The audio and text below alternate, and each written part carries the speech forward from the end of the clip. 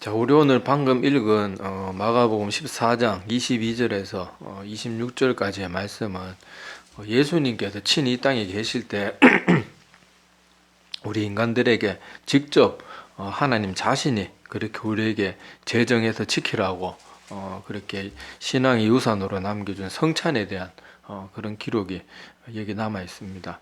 뭐 크리스마스 같은 경우에는 뭐 예수님 이 땅에 계시는 동안 내가 죽고 나더라도 너희들이 내가 내 생일 기억해서 나를 기념해라, 생일 파티해라, 뭐 이런 식으로 가르친 적이 한 번도 없습니다. 크리스마스는 12월 25일에 예수님이 태어난 날도 아니고 그저 사람들이 하나님 앞에 감사하는 마음으로 인간들이 만들어서 지키는 절기지, 예수님이 이 땅에 계시는 동안 우리에게 유일하게 이것을 기념하라고 그렇게 직접 친히 제정하신 그런 예식은 바로 이 성찬, 이것이 바로 그것입니다.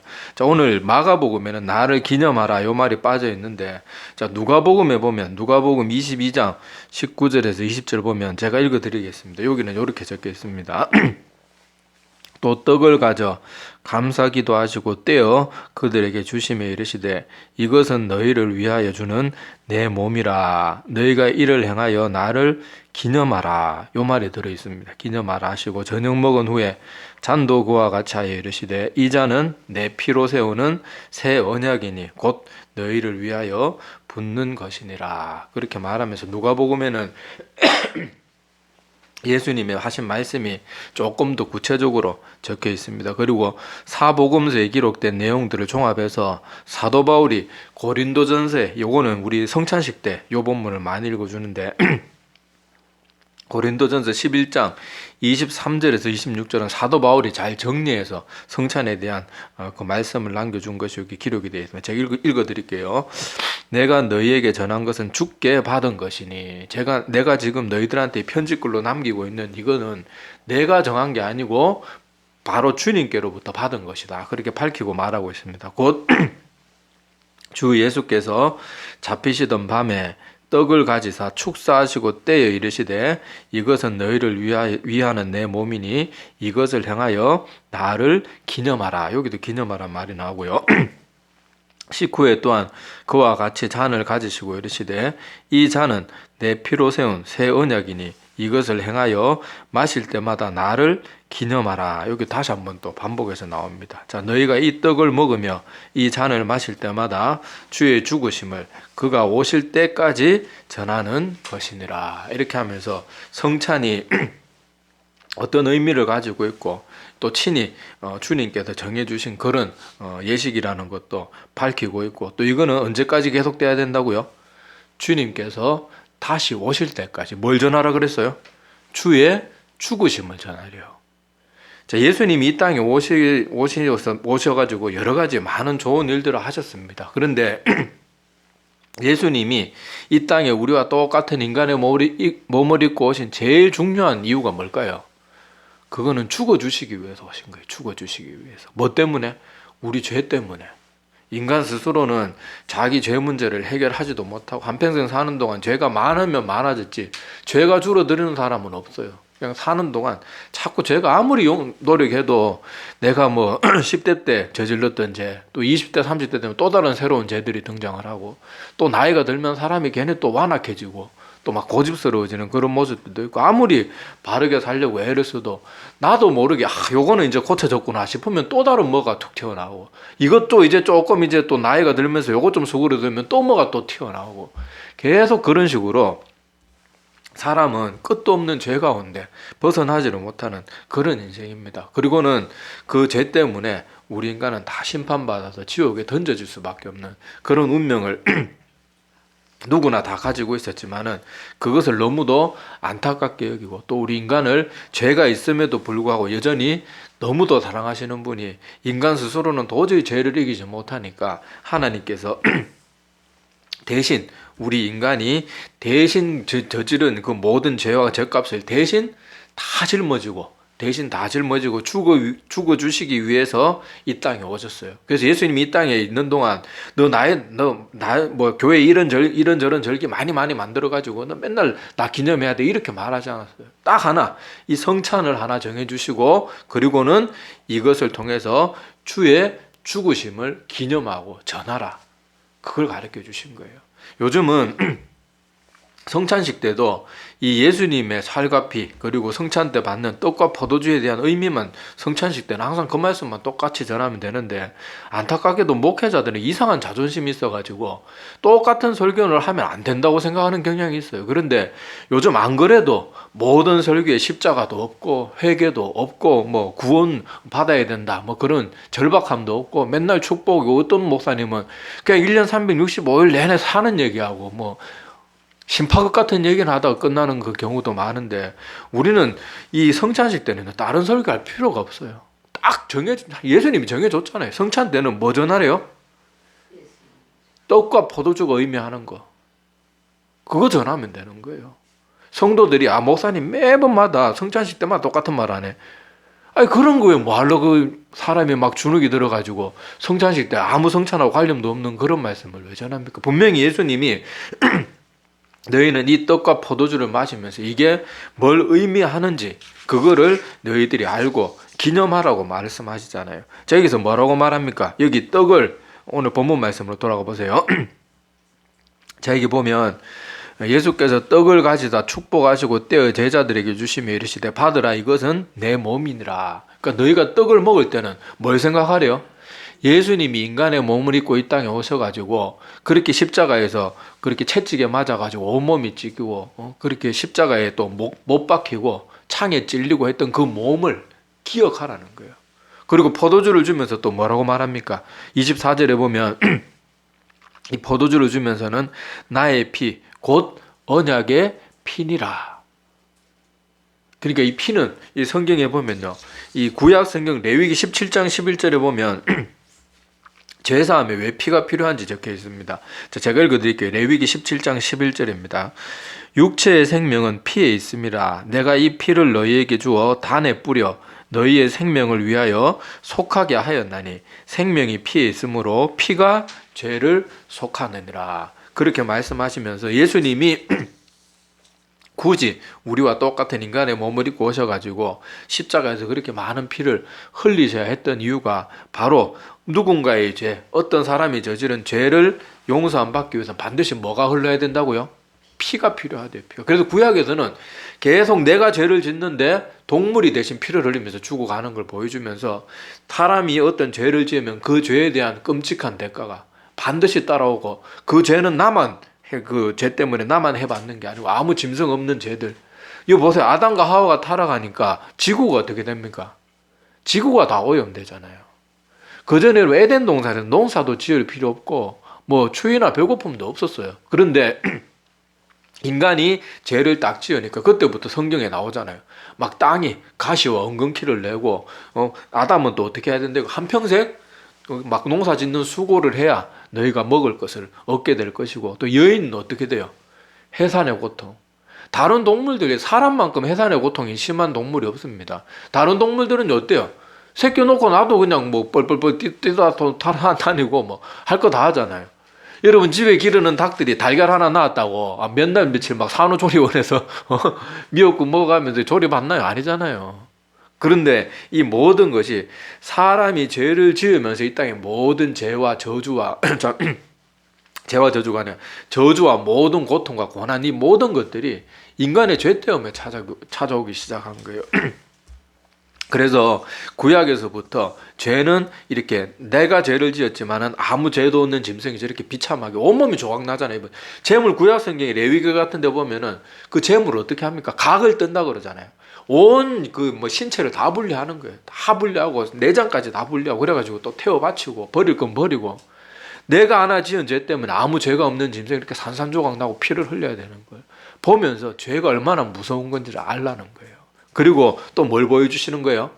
그 희생을 통해서 죄가 용서받을 수 있는 걸 가르친 거예요. 그리고는 이제 때가 되어서 하나님의 아들이신 예수님을 이 땅에 보내셔가지고, 자기의 아들이 원래 신의 모습으로는 죽을 수 없잖아요. 사람은 손으로 만질 수도 없고. 그런데 인간의 몸을 입고 오셔가지고 마치 하나의 짐승처럼 그렇게 잔인하게 온 고통을 받고 죽고 또 피 흘리면서 그렇게 죽으심으로 우리가 감당해야 될 죄값을 하나님의 아들 예수님이 대신 다 감당해 주신 거예요.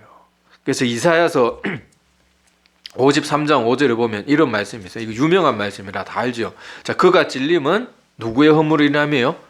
우리의 허물을 인하며, 그가 상함은 우리의 죄악을 인함이라. 그가 징계를 받음으로, 징계는 주님이 받았는데 우리가 평화를 누리고, 그가 채찍에 맞음으로, 채찍은 예수님이 맞았는데 우리가 나음을 입었도다. 이렇게 이사야서 53장 5절에 기록하고 있어요.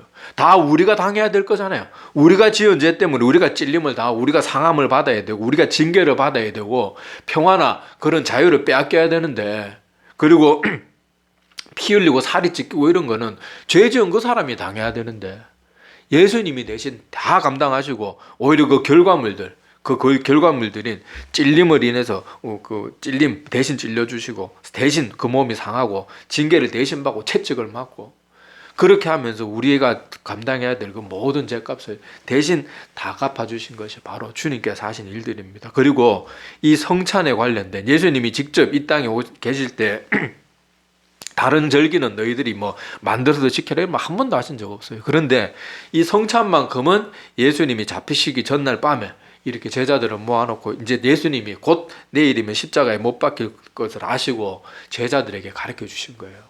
이거를 통해서 내가 십자가에서 죽어 너희들을 위해서 대신 죽어준 그 의미를 너희들이 절대로 잊어서는 안 되고, 이거는 내가 다시 올 때까지 계속해서 너희들이 기념하라. 예수님이 직접 정해주신 것입니다. 그래서 우리는 신앙생활 하는 동안 이 예수님이 이 땅에 오신, 죽어주시기 위해서 오신 그 의미를 절대로 잊어서는 안 됩니다. 아까도 고린도전서 11장 26절에도 사도 바울이 말했지만은, 너희가 이 떡을 먹으며 이 잔을 마실 때마다 주의 죽으심을 그가 오실 때까지 전하라. 전하라는 것은 우리도 알고 있어야 전하잖아요. 그것이 성찬이 가지고 있는 가장 중요한 의미 중에 하나입니다. 그리고 예수님이 다른 것도 아니고 뭐 다른 거 아무것도 요구하지 않으셨는데 이거 하나 기념하라 그랬으니까 이것이 얼마나 중요한 것이겠어요. 그리고 예수님은 우리를 위해서 이 땅에 죽어주시기 위해서 오셨는데, 우리는 신앙생활 하는 동안 많은 사람들이 내가 하나님께로부터 얼마나 큰 사랑과 구원을 받았는 건 생각 안 하고, 허구한 날 어떤 사람은 교회에 나와서 맨날 바라는 게 뭐 자기 문제 해결받고, 자기 돈 잘 벌고 잘 먹고 잘 살고, 우리 답답함이나 해결해주는 그런 걸 바라고 교회에 나오고, 또 인생에 조금만 힘들고 어려운 문제가 찾아오고 내 뜻대로 이런저런 문제가 잘 안 풀리면 막 하나님한테 막 원망을 하고 막 온갖 지가 좀 악받친다고 하나님한테 감히 내뱉지 못할 말들을 서슴없이 내뱉고요. 희한한 사람들이 많습니다. 근데 우리가 기억해야 될 것은, 예수님이 십자가에 죽어 주실 때 우리가 막 잘 먹고 잘 살고 돈 잘 벌으라고 십자가에 대신 죽어 주신 게 아니에요. 우리의 죄를 대신해서 죽어 주신 거예요. 우리가 하나님 앞에, 당연히 예수님도 주기도문 가르쳐 주실 때 일용할 양식을 주시옵고, 그렇게 하면서 우리가 하나님 앞에 그런 거 구해도 되는 것을 분명히 알려주셨어요. 그런데 여기서 우리가 뭘 지나치는가 하면, 예수님은 뭘 구했어요? 뭘 구하라 그랬어요? 일용할 양식을 구하라 그랬지. 앞으로 막 내가 평생 두고 막 뭐 전쟁이 나도 끄떡없을 만한 그런 재물을, 그거는 아니에요. 우리는 하나님 앞에 복을 구할 수 있고 무엇인가 하나님의 자녀로서 구하는 거 잘못된 거 아니에요. 근데 뭘 따라 구해야 되는가 하면 우리의 필요를 따라 구해야 되지, 우리의 욕심을 따라 구하는 건 잘못된 거예요. 근데 지금은 교회들마다, 건강하지 못한 교회들은 자꾸 성도들에게 욕심을 붙이고 해요. 욕심을. 성경에 보면 분명히 예수님은 뭐라 그랬어요? 마태복음에는 마음이 가난한 자라고 되어 있지만 누가복음에는요 그냥 가난한 자예요. 말 그대로 물질적으로 가난한 사람이 뭐가 있다 그랬어요? 복이 있다 그랬어요. 근데 우리는 가난한 걸 복이라고 절대 생각하지 않잖아요. 가난한 걸 절대 복이라고 생각하지 않고 잘 먹고 잘 살아야 그게 복이라고 생각하는데, 우리가 항상 이 성찬을 할 때마다, 그리고 1년에 뭐 정해놓고 우리가 뭐 큰 절기가 있을 때마다 성찬식을 행하면서 이것을 잊지 않도록 다시 신앙의 방향을 바로잡아주는 이 성찬이 정말로 중요한 거예요.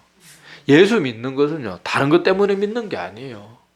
하나님이신 그분이 우리같이 죄 많은 인간들을 위해서 대신 죽어주셨는데, 그것이 너무 감사하고 고마워서 하나님 앞에 신앙생활하고 교회에서 충성봉사하는 것도 내 직분 올라가고 사람들한테 칭찬받고 담임 목사한테 뭐 이렇게 인정받으려고 섬기는 게 아니에요. 나 같은 죄인이 구원받은 게 너무 감사해서 신앙의 유일한 우리의 동인이 뭐가 되어야 되는가 하면은 하나님을 향한 사랑과 감사, 이것으로 우리가 신앙생활, 예배 드리는 것도 막 드리기 싫은 거 억지로 몸 비비고 하면서 그런 거 예배 오지 마세요. 뭐 하려고 합니까? 그런 식으로 예배 드려봐야 어차피 하나님 앞에 올려드려지지도 않고 그거는 자기에게 도움이 되지도 않아요. 하나님 앞에 감사하는 마음으로 예배 자리에 앉아서 하나님, 나같이 죄 많은 사람이 용서받고 이 감히 성도라는 이름으로 불릴 수 있고 이렇게 예배 드릴 수 있는 게 얼마나 감사한지 모르겠습니다. 내가 너무 감사해서 내가 할 수 있는 거 작은 것이라도 무엇이라도 이 교회를 위해서 섬기겠습니다. 그런 식으로 교회를 섬겨야 되지. 누가 안 알아주면 안 하고, 남들 보면은 막 교회 쓰레기 다 주고 하다가 아무도 없는데 그럴 때는 CCTV 보면 발바닥에 쓰레기가 발로 채이는데도 신경도 안 쓰고 그냥 가요.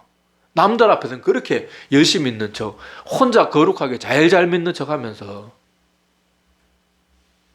그게 우리 모습이란 말이에요. 그런데 성찬이나 이런 모습들을 통해서 우리는 과연 하나님을 믿는데 무엇 때문에 믿고 있나? 내가 하나님을 믿고 섬기고 또 교회에서 충성봉사하는데 무엇이 원인이 되어서 그렇게 하나님 앞에 하고 있나? 이걸 한번 진지하게 점검해 볼 필요가 분명히 있습니다. 우리는 항상 우리를 위해서 자기의 목숨까지 내어버려 주신 그 하나님 앞에 배은망덕한 모습으로 그렇게 신앙생활을 해서는 안 돼요. 성경에 보면 오늘 저희들 새벽에도 말씀 나누었지만은요, 히브리서 11장 24절 이하에 보면 믿음의 선배들에 관한 얘기가 쭉 나옵니다. 거기 뭐 길어서 제가 뭐 다 읽지는 않을 텐데 여러분 나중에 히브리서 11장을 한번 쭉 보세요. 그 믿음장에 보면은 24절에 보면은 모세는 하나님의 백성과 함께 고난받기를 잠시 죄악의 낙을 누리는 것보다 더 좋아했고, 뭐 이런 말들이 있고, 또 기생 라합은 정탐꾼을 그렇게 자기 목숨을 걸고 숨겨줌으로써 그렇게 또 하나님의 뜻에 따랐고, 또 여기 보면 이름도 없이 빛도 없이 순교한 사람들에 대한 기록도 있습니다. 거기 보면 어떤 기록이 되어 있는가 하면 이 사람들은 심한 고문을 받고 심지어 조롱과 책짓질을 당하고 돌로 치고 톱으로 캐는 거는요, 사람을 산채로 반토막을 잘라서 죽이는 겁니다. 톱으로. 얼마나 잔인한 형벌입니까? 그런 형벌 앞에서도 자기의 뜻, 믿음을 굽히지 않고 신앙생활했던 믿음의 선배들의 모습이 여기 다 기록이 되어 있어요. 그리고 히브리서 11장 38절에 보면 이런 사람은 세상이 감당할 수 없는 사람이다, 이렇게 말하는데, 저 여기 믿음의 사람들 제가 뭐 시간 관계상 다 읽지는 않았지만은 히브리서에 나오는 수많은 믿음의 선배들의 모습을 가만히 보면요, 그 사람들이 예수 믿는 건 예수 믿어서 이 땅에서 막 잘 먹고 잘 살고 막 왕이 되고 그러기 위해서 믿은 게 아니고 오히려 예수님 믿는 것 때문에 자기의 모든 걸 내려놔요. 예수 믿는 것 때문에 자기의 평안도 내려놔야 되고 자기의 부귀 영화도 내려놔야 되고 안락한 삶을 당연히 포기해야 되고 예수님 잘 믿고 예수님 뜻에 순종하기 위해서 온갖 고문, 여러분 성경의 교회 역사에 보면요, 성경에는 그런 고문에 대한 기록이 잘 안 남아있지만은 교회사에 보면요, 뭐 중세시대 때도 그렇고 초대교회 때도 그렇고 그 성도들을 잔인하게 고문했는 생생한 기록과 정언들이 남아있습니다. 근데 그건요, 인간이 어떻게 이런 고통인데 이걸 견딜 수 있을까? 도저히 상상도 못할 그런 끔찍한 방법으로 사람들을 고문했거든요. 그런데도 그 사람들은 예수 믿는 것을 버리지 않기 위해서 그 고난을 감당한 거예요. 그런데도 우리는 맨날 조금만 내 뜻대로 안 되면 하나님 원망하고, 성도들이 하나님에 대한 원망 때문에 하나님이 교회 떠나는 경우가 얼마나 많은지 몰라요. 내가 하나님 이렇게 믿었는데 내가 요 모양 요 꼴이라고. 저희 신방하면서 이 비슷한 말을 많이 들어봤습니다. 어떻게 보면 대한민국에 태어나서 사는 것만 해도 얼마나 큰 축복인지 모르는데, 남들은 다 잘 먹고 잘 사는데 자기는 그냥 뭐 남들보다, 제가 볼 때는 그냥 평균 이상으로 살거든요.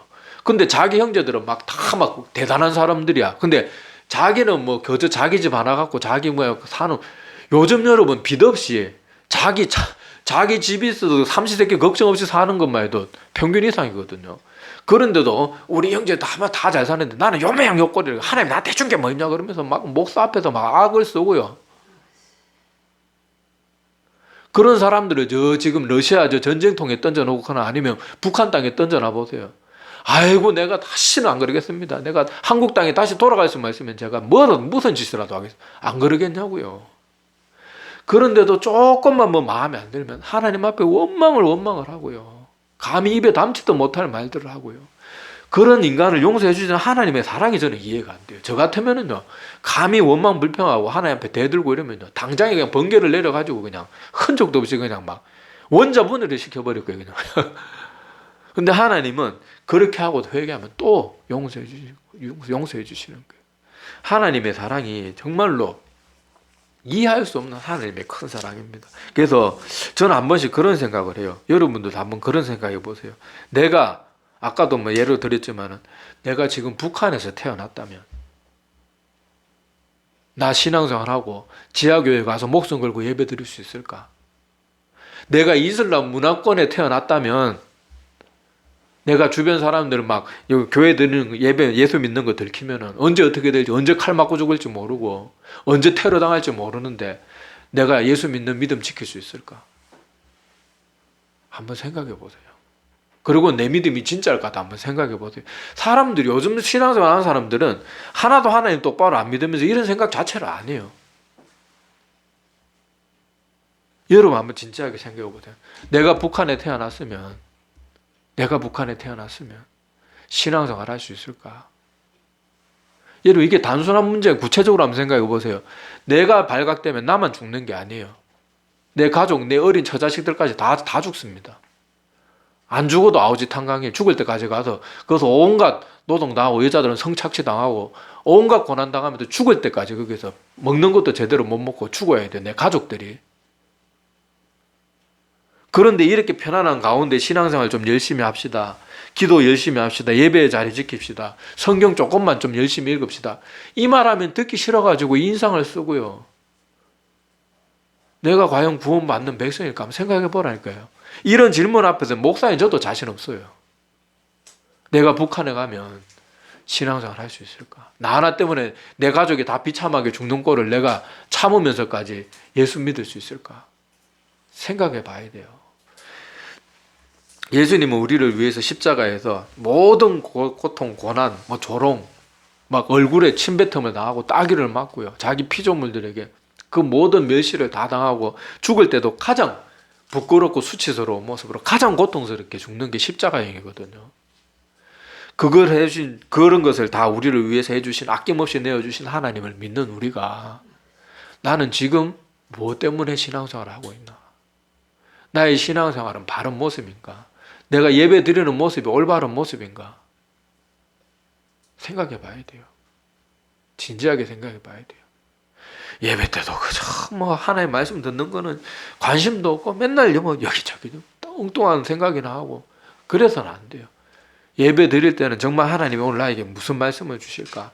간절히 사모하는 마음으로 미리 예배 전에 나가다 간절히 기도하고 준비하고 그래도 은혜 받을까 말까인데 우리가 오늘 예수님의 성찬에 정해주신 이 예수님의 사랑과 희생을 우리가 다시 한번 생각하면서 우리의 믿음을 점검해보는 그런 우리들이 되기를 간절히 소망을 합니다. 우리의 믿음 정말로 수시로 때때로 점검해보고 돌아봐야 돼요. 아까 제가 말했던 그런 질문들이 나 정신 바짝 차리게 해줄 겁니다. 내가 북한에 태어났더라면, 내가 이슬람권에 태어났더라면 나 신앙생활 할 수 있을까? 그러고도 그 자신 없는 그런 모습이 과연 하나님 앞에 인정받을 수 있는 믿음이 될 수 있을까? 한번 진지하게 생각해보고 그것이 자신이 없으면 기도해야지요. 기도해야지. 기도밖에 없어요. 내가 할 수 있는 게 뭐가 있습니까? 우리는 뻑해봐야 기껏해야 작심삼일이에요. 사람은.